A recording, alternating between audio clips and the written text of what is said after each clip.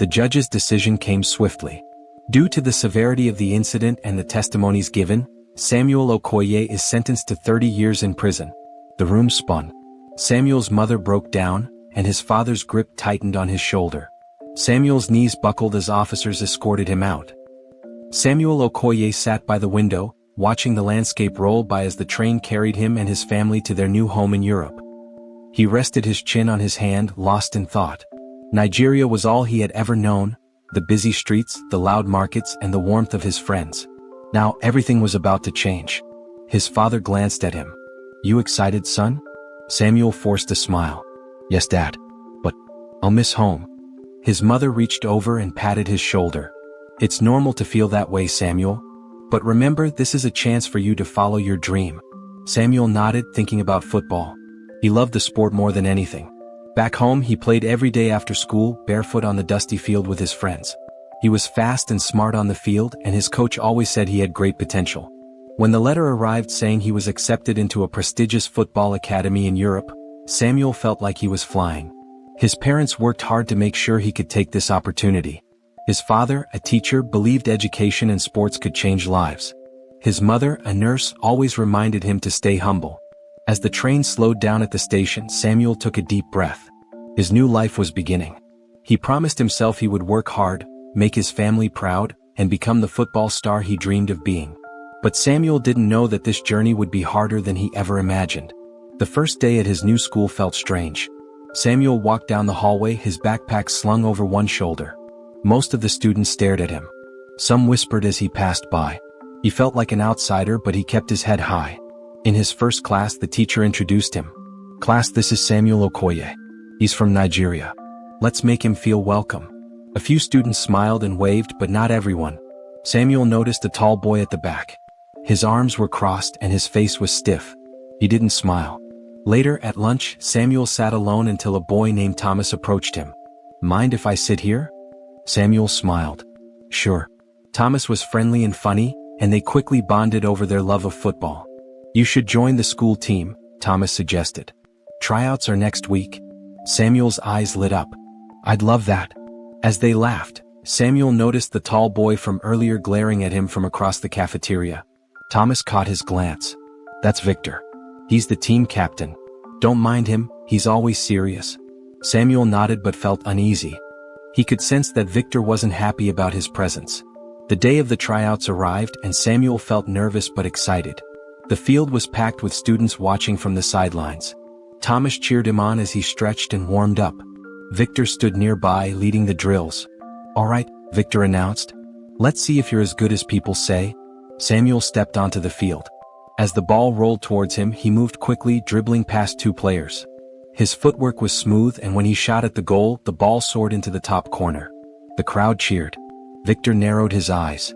He hadn't expected Samuel to be that good. After the tryouts, the coach called the names of those who made the team. Samuel's name was first on the list. Thomas clapped him on the back. "I knew you'd make it." Victor didn't congratulate Samuel. Instead, he walked away without a word. Samuel could feel the tension growing.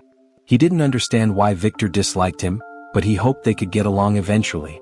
Little did Samuel know Victor's jealousy was just beginning. Samuel trained hard every day after school. He was determined to prove he deserved his spot on the team. His speed and skills amazed the other players, and even the coach often praised him. But Victor grew colder. Every time Samuel scored during practice, Victor's face tightened. He would avoid eye contact and barely spoke to him. One afternoon after practice, Samuel walked into the locker room. Victor and two of his friends were standing by the lockers talking in low voices. When Samuel approached, Victor's eyes narrowed. "You think you're better than everyone, don't you?" Victor said, crossing his arms. Samuel blinked, surprised. "No, I love football. I'm here to help the team." Victor's friends chuckled. "Right. Help the team?" one of them sneered. Samuel felt a knot in his stomach. "I don't want any trouble." Victor stepped closer. "Then stay out of my way." Thomas, who had just entered, saw the exchange. "Hey, leave him alone," Thomas said. Victor scoffed but didn't push further. "Let's go," he muttered to his friends, walking away. Samuel sighed as Thomas patted his shoulder. "Don't let him get to you. He's just scared you're better than him." But Samuel couldn't shake the uneasy feeling that this rivalry was far from over. The team's first match of the season was against a rival school. Samuel felt butterflies in his stomach as the crowd filled the stands. This was his chance to show everyone what he could do. Victor led the team onto the field. As the whistle blew, the game began. Victor was quick, weaving through the opposing players, but he rarely passed the ball. At halftime, the score was tied 1-1. The coach pulled Victor aside. "Pass to Samuel. He's open on the right wing." Victor clenched his jaw but nodded. In the second half, Samuel sprinted down the side, waving his arm for the ball. Victor hesitated, then passed. Samuel seized the chance, dribbling past the defenders and scoring with a powerful shot. The crowd erupted in cheers. Thomas ran to hug Samuel. "That was amazing." Victor forced a smile, but Samuel could see the frustration in his eyes. As the team celebrated their win, Victor stayed silent. Samuel couldn't understand why Victor couldn't be happy for the team. One day after practice, Victor and Thomas got into a heated argument. Samuel wasn't sure what started it, but voices were raised and students gathered to watch. "You think you know everything?" Victor snapped, his face red with anger. Thomas stood his ground. "I'm just saying you need to stop blaming Samuel for everything." Victor's fists tightened. In one quick motion he shoved Thomas hard. Samuel's heart dropped as Thomas stumbled back, his foot catching on the curb.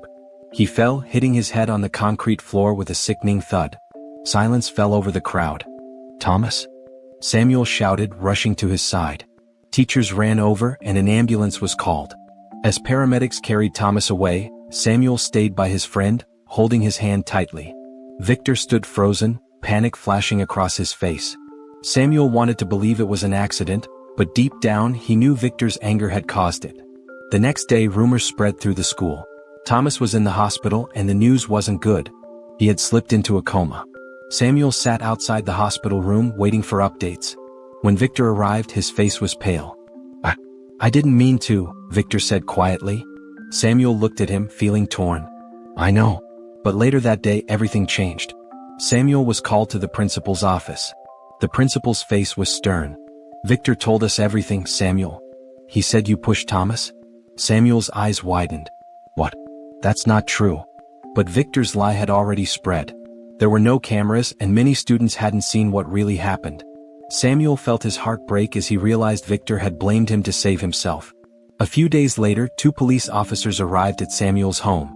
His parents watched in disbelief as Samuel was handcuffed. "No.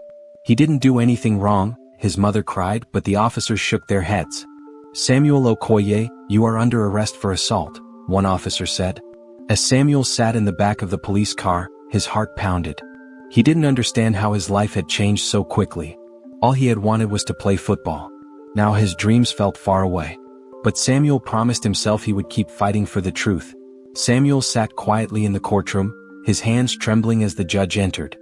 His father sat beside him, holding his shoulder tightly, while his mother watched with red eyes from the bench behind him. Samuel's heart felt heavy. Victor was there too, standing confidently as he told the same lie once more. "I saw Samuel push Thomas," Victor said, his voice calm and certain. "I tried to stop him, but it was too late." Samuel wanted to scream. He opened his mouth, but his father gently squeezed his hand, reminding him to stay calm.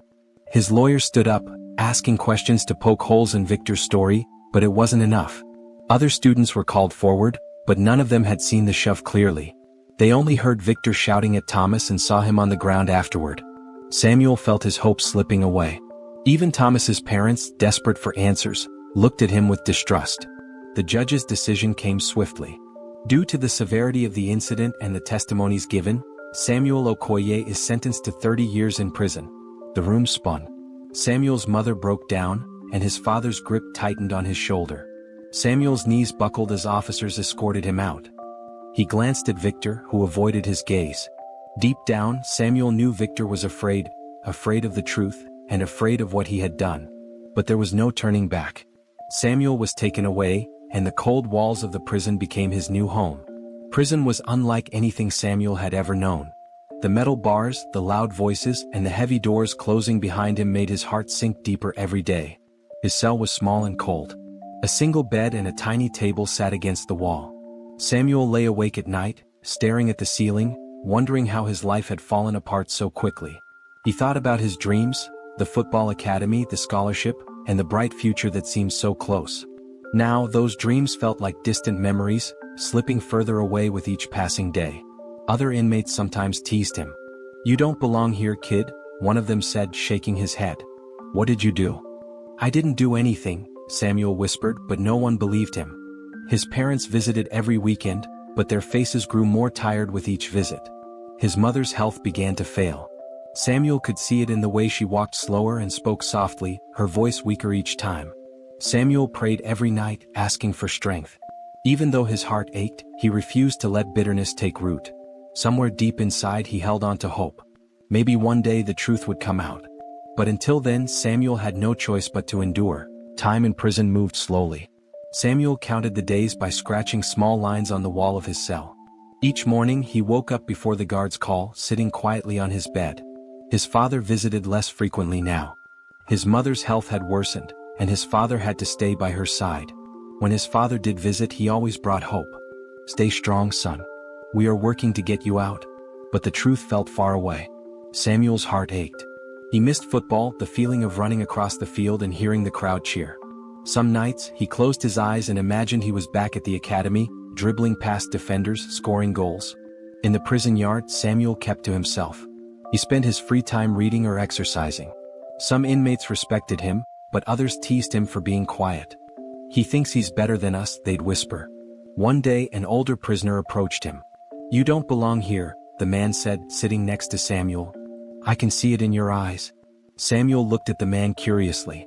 His name was John, and he had been in prison for over 20 years. They talked often after that day. John became a friend, sharing stories about his own life. John's advice was simple but powerful. "Keep your head up, Samuel. Don't let this place steal who you are." Samuel held on to those words. It was a rainy afternoon when Samuel was called into the warden's office. His heart raced as he sat down, unsure of why he was there. The warden's face was solemn. "Samuel, I'm sorry," the warden said softly. "Your mother passed away this morning." The words hit Samuel like a hammer. He felt his whole body tense and tears filled his eyes. No, that can't be true," he whispered. The warden handed him a letter from his father. It was brief, but the pain in the words was clear. Samuel's hands shook as he read. His mother had always believed he would be freed, but she had not lived to see it. That night, Samuel lay on his bed. Grief washed over him, heavier than he had ever felt. John sat beside him in the cell. "I'm sorry, Samuel," John said quietly. "It's hard losing family while you're in here." Samuel didn't respond. His heart ached, and for the first time he felt truly alone. But even in his sorrow, Samuel found strength. He remembered his mother's smile, her voice, and her prayers. "I have to keep going," he thought. "I can't let her down." From that day forward, Samuel carried his mother's memory with him. It gave him strength to endure. This story ends here for now, but please subscribe to be notified when next episode drops. Thank you for watching.